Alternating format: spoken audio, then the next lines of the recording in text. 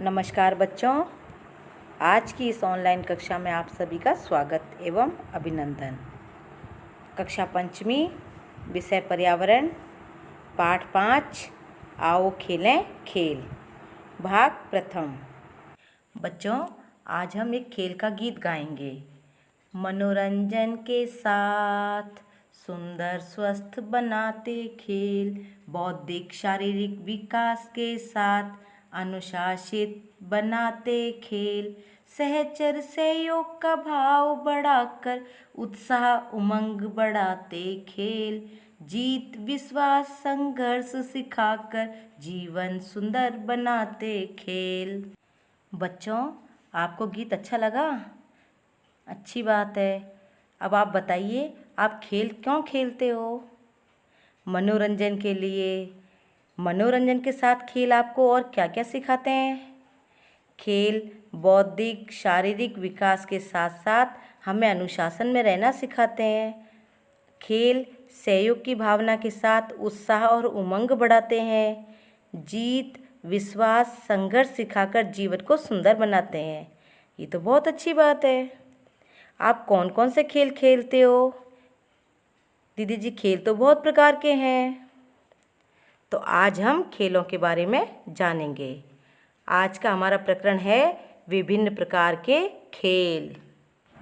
इसके अंतर्गत अलग अलग खेलों की जानकारी हम प्राप्त करेंगे। राजस्थान के अलग अलग हिस्सों में कई खेल अलग अलग तरीक़ों से खेले जाते हैं।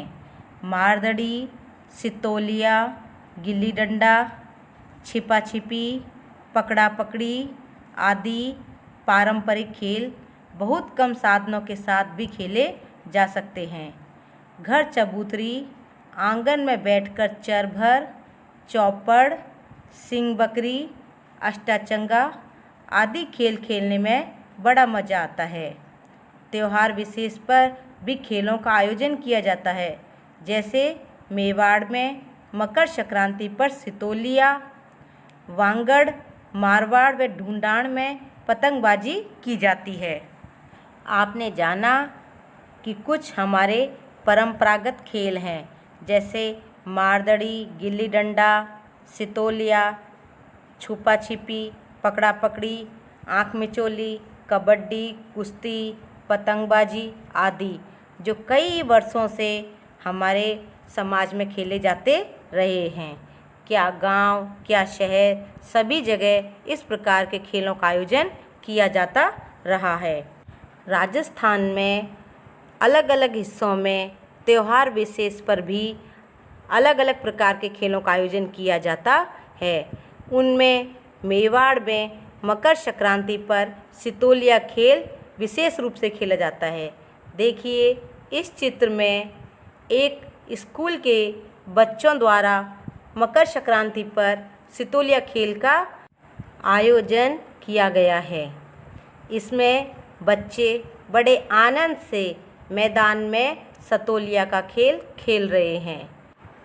इस अगले चित्र में बांगड़, मारवाड़ और ढूंढाड़ में पतंगबाजी का आयोजन किया गया है। राजस्थान में मकर संक्रांति पर इन सभी जगहों पर पतंगबाजी का आयोजन किया जाता है। राजस्थान के जयपुर शहर में तो विशेष प्रकार से पतंगबाजी का आयोजन देखने को मिलता है, जिसमें राजस्थान के अन्य हिस्सों से भी लोग देखने के लिए आते हैं। चित्र में देखिए, गांव के बाहर मैदान में सभी लोग एकत्रित होकर पतंगबाजी का आयोजन कर रहे हैं। आइए अब खेल के बारे में जानकारी प्राप्त करते हैं। जब एक से ज़्यादा खिलाड़ी साथ साथ खेलते हैं तो परस्पर जो सहयोग का भाव बनता है, उससे खेल की भावना विकसित होती है। मैदान में खेले जाने वाले खेल आउटडोर खेल व बंद जगह कमरे के अंदर खेले जाने वाले खेलों को इंडोर खेल कहते हैं।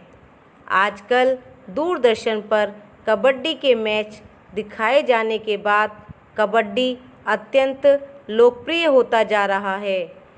हर गली मोहल्ले के मैदानों में बच्चे कबड्डी खेलते दिखाई देते हैं। कहीं कहीं पर क्रिकेट खेलते भी दिखते हैं। क्रिकेट खेलने के लिए बड़ा मैदान चाहिए, लेकिन बच्चे खाली पड़े भूखंडों में भी क्रिकेट खेलते दिखते हैं। अब कुछ चित्रों को देख करके हम खेलों के बारे में जानेंगे। पहले चित्र में आपको गांव के कुछ बच्चे आँख मिचोली खेलते दिखाई दे रहे हैं। इसमें किसी भी सामग्री की अधिक आवश्यकता नहीं होती है। इसमें एक लड़के ने आँखों पर पट्टी बांध रखी है और वह बाकी के अन्य बच्चों को पकड़ रहा है। इस खेल में बहुत आनंद आता है। दूसरे चित्र में आपको एक बालिका तीरंदाजी करती हुई दिखाई दे रही है। आजकल तीरंदाजी का खेल भी बहुत प्रसिद्ध हो रहा है। अधिकतर युवा इनमें भाग ले रहे हैं और अपना निशाना आजमा रहे हैं। लिम्बाराम तीरंदाजी के प्रसिद्ध खिलाड़ी हैं। तीसरा खेल है शतरंज। इसमें 2 खिलाड़ी भाग लेते हैं। यह इंडोर गेम है। चौथा है बिलियर्ड्स।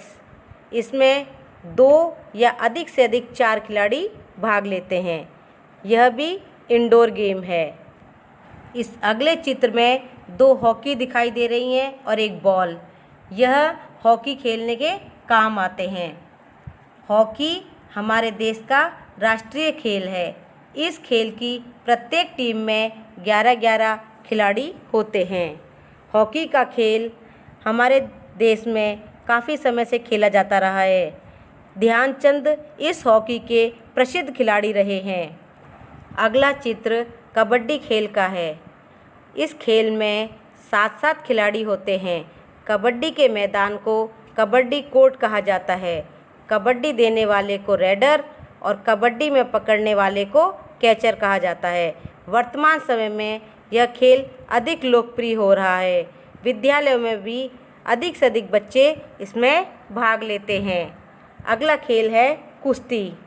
पहले गांव में पहलवान लोग कुश्ती करते थे। आजकल यह प्रतियोगिता भी विद्यालयों में आयोजित की जाती है। शहरों में लोग गद्दों के ऊपर बड़े बड़े स्टेडियमों में कुश्ती खेलते हैं। उससे अगला खेल है टेबल टेनिस। यह इंडोर गेम है। यह मेज पर रैकेट और गेंद के साथ खेला जाता है। इसमें 2 या अधिक से अधिक 4 खिलाड़ी खेल सकते हैं। अगला खेल बैडमिंटन का है।